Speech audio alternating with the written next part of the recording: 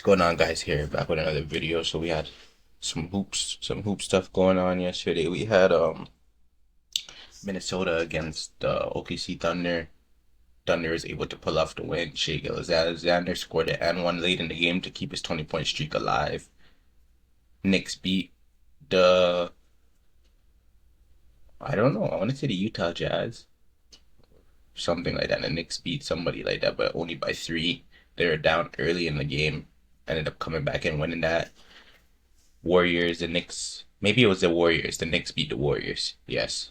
And then we had Detroit lost to the Raptors.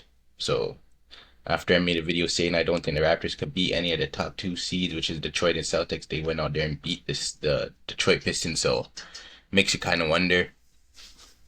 But let's see what else we got going on.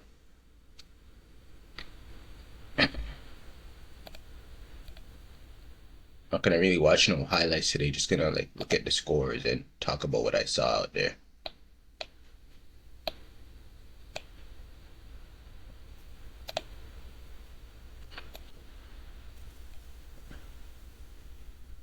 Mavericks were able to pull off this win.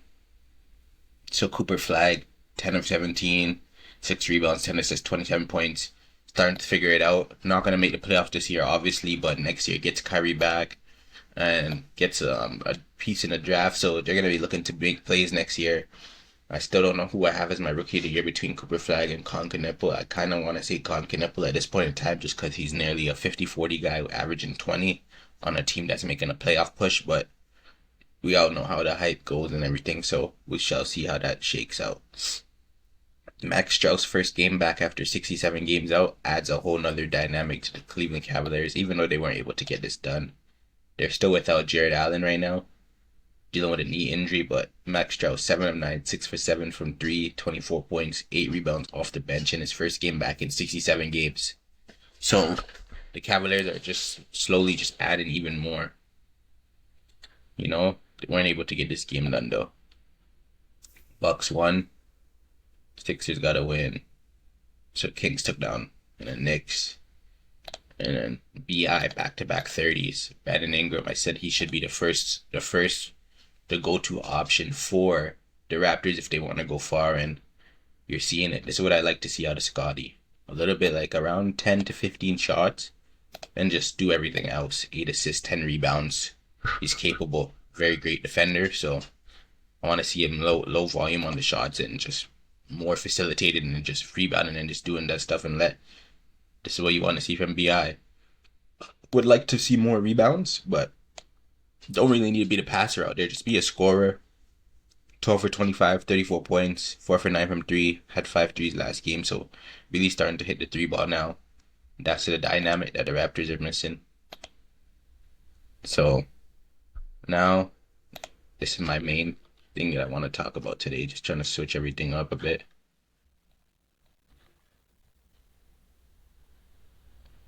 Trying to switch everything up.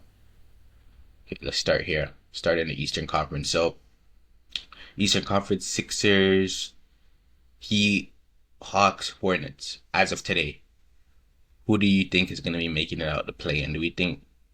So, obviously, the Hornets would have to beat the Hawks and then play one more game between the loser of this game to make it to the playoffs. Do the Hornets have enough to do it? Right now, as of today, in the Eastern Conference, if this was going to be playing, I would have the Sixers and the Miami Heat. If they lose to the Sixers, I think they'll beat one of these two teams.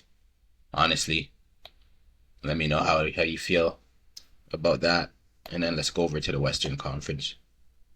Try to fit this all in here. Sorry, my shit's tweaking now.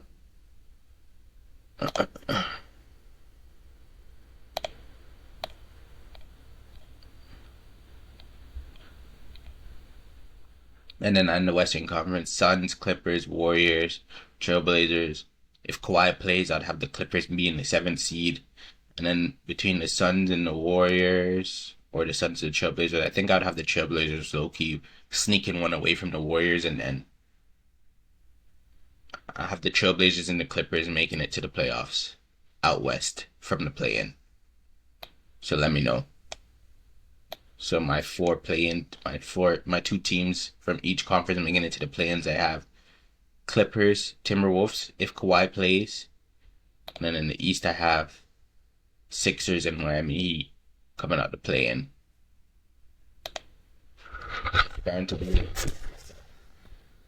This is going to be a very big topic going towards the end of the season, these play-in teams and how it shakes out, because that's where the number two seeds in both conferences will be playing those two teams. So it's going to become very important in these last 15 games who ends up in these play-in spots and how it shakes out.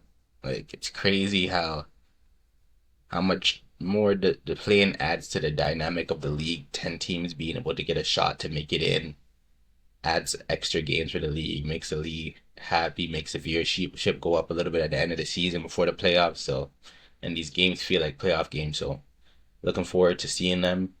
And yeah, get ready. Gotta work today, maybe. Outside, the weather's pretty bad today, so I'm not sure if I actually have work today, but I gotta still get ready and go check it out. First day on this new job, so let's go.